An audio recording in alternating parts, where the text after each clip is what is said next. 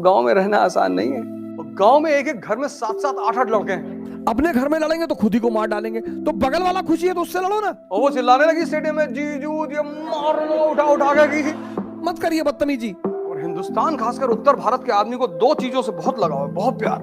किसी भी घर को अगर महान बनना है उसका एक ही सूत्र है,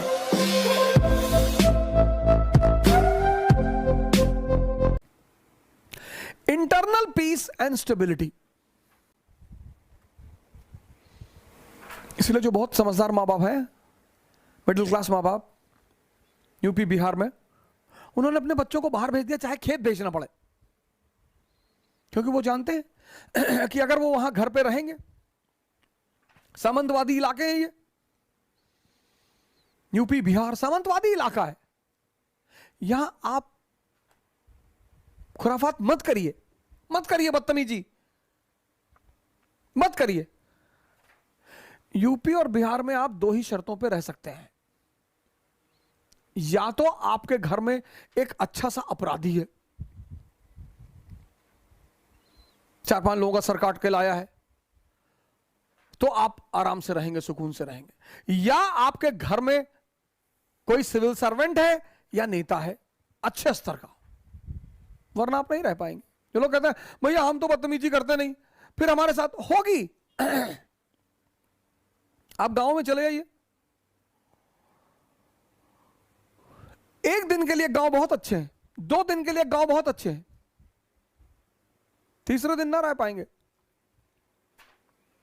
और जिनको शहर की शांति मिल चुकी है, शहर में फ्लैटों में अगल बगल वाले एक दूसरे से बात नहीं करते, कभी कभार once in a blue moon सामने वाला फ्लैट वाला निकल आया, good morning good morning, how are you, खत्म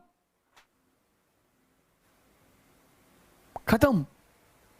इस दिल्ली जैसे मेट्रोपोलिस में, मुंबई में बहुत लोगों को बड़ी शांति मिल गई, परिवार है, बच्चे हैं, सैटरडे संडे को वीवीआर चले गए, अभी लॉकडाउन में थोड़ा दिक्कत चल रहा है तो कोई बात नहीं, घर ही में अपना खाना पीना बना लिए, नाच गा रहे हैं, खुशी से हैं गांव में। और उसकी वजह क्या है? जनसंख्या। एक एक घर में 10-10 12-12 लोग हैं,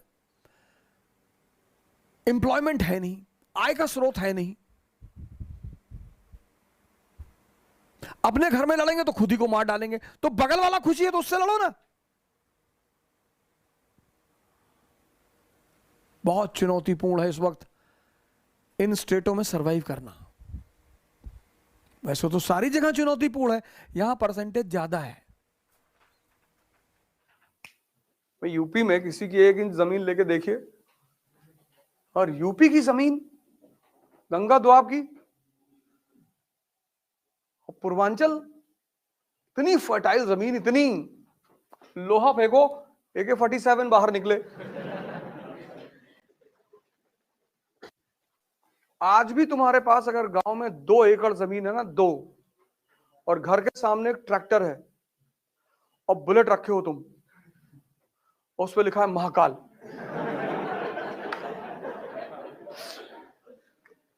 तो तुम्हारी स्टेटस चौधरी की है अपने इलाके में। और हिंदुस्तान खासकर उत्तर भारत के आदमी को 2 चीजों से बहुत लगाव है, बहुत प्यार। एक तो अपनी जमीन से, और दूसरा अपनी ससुराल से। वो शिखर धवन खेल रहा था ना ऑस्ट्रेलिया में, मारा जा रहा था उठा उठा के मेलबॉर्न में, ऑस्ट्रेलियन से लगा कि तो क्या हो गया यार, उसकी ससुराल है मेलबॉर्न में, उसकी वाइफ आई हुई थी, और वाइफ के साथ उसकी दोस्तें आई हुई थी, सालियां आई हुई थी, और वो चिल्लाने लगी स्टेडियम में, जीजू ये मार लो, उठा उठा के की थी। ऑस्ट्रेलिया वालों ने कहा भाई साहब अगला मैच मेलबॉर्न में खेलना ही नहीं है। 2 चीज से बहुत लगाव है, जमीन और ससुराल। जमीन नहीं दे सकते, इसलिए बहुत सारे लोग जो गांव में, शहरों में सेटल हो गए, दिल्ली में, मुंबई में, कहे भैया हम गांव की जमीन बेच दिए, और तुम्हारे पास कोई ऑप्शन नहीं है। गांव का सोशल स्ट्रक्चर और शहर का सोशल स्ट्रक्चर बहुत अलग है। शहर में लोगों का एक बच्चा है, उसको इंग्लिश मीडियम में पढ़ा रहे हैं, मैरीलैंड स्कूल, वही मैगी एगी खा के बड़ा हो रहा है। और गांव में एक एक घर में 7-7 8-8 लड़के हैं। 8 लड़के, 6 बंबई में कमा रहे हैं, एक जेल में है, दूसरा कचहरी में खड़ा रहता है दिन भर। नहीं, तुम जब भी कचहरी जाओगे एक आदमी तुम्हें वहां मिलेगा, जब भी जाओगे तुम्हें मिलेगा कि कहा तिवारी, अरे वो देवरिया वाले केस में पेशी लगी। कुमार विश्वास से किसी ने पूछा कि दिल्ली के लड़के और यूपी के लड़कों में क्या फर्क है, बड़ा अच्छा आंसर दिया उसने, कहा दिल्ली के लड़के जवान होते हैं तो डेट पे जाते हैं और यूपी के लड़के जवान होते हैं तो तारीख पे जाते हैं।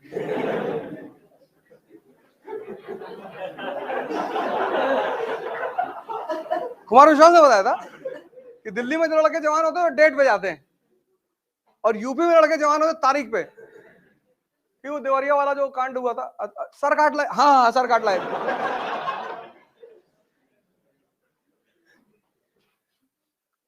भाई साहब, गांव में रहना आसान नहीं है, बहुत डेंजरस है। कौन कहां आग लगा रहा है किसी को नहीं पता। हम अभी आए 2 दिन पहले, गांव में ही थे। हम सब डिस्टेंस बना के रखते हैं, हमको जानते हैं सज्जन आदमी है। इसलिए हिंदुस्तान में वो तबका हमेशा शक्तिशाली रहा जिसका जमीन पे कब्जा रहा। इसलिए ब्राह्मणों ने इस देश में आज तक रिजर्वेशन का विरोध ही नहीं किया, क्योंकि जमीनें आज भी उनके पास है, उनको नौकरी चाहिए ही नहीं। रिजर्वेशन देके उन्होंने भारत में क्रांति को टाल दिया। माओवाद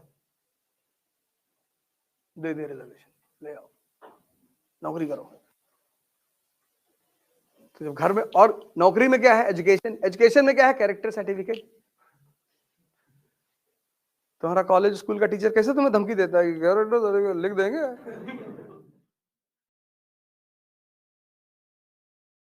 हमारे कानपुर में है इकरा आईएएस बाय ओझा सर, जो आईएएस और पीसीएस की प्रेपरेशन के लिए लाए हैं बेस्ट फैकल्टीज फ्रॉम दिल्ली। तो अब मतलब वो सारे के सारे लोग जो कि आईएएस और पीसीएस की प्रेपरेशन के लिए दिल्ली जाने की सोच रहे हैं ना, तो अब उन्हें दिल्ली जाने की बिल्कुल जरूरत नहीं है, क्योंकि ओझा सर की देखरेख में इकरा आईएएस लाए हैं new offline batches for UPSC IAS PCS के बाद join NCERT basics and GS pre का मेंस फाउंडेशन बैच सिर्फ और सिर्फ इकरा आईएएस, वो भी 9 नंबर क्रॉसिंग हमारे शारदा नगर कानपुर में है।